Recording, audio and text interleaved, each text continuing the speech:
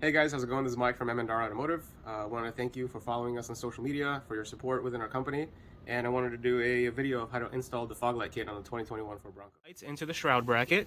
Every light is held by two bolts, and what we want to do is remove the two inner T-Torx bolts into the fog light opening. We're keeping this one, so we're not taking it out. T40 star ratchet. You take out these two Torx bolts. You leave the third one in. And then we slide our kit from the back. Align the holes. And install the same bolts that came with the bumper into the factory holes. Using the same.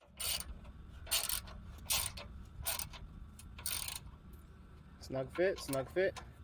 Now that we've installed the fog light kit into the Bronco, let's talk about wiring. Every light pod comes with 3 wires. There's a negative, which is the ground wire, which is blue.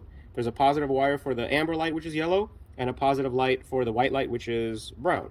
What we did here, we fused them together, we put a crimp connector, and we're going to extend this to the auxiliary switches for the Bronco. Same thing with the yellow wire, so we can put them on different switches. If your Bronco does not come with auxiliary switches, you'll just have to use an aftermarket generic wiring harness that you can purchase on Amazon or eBay.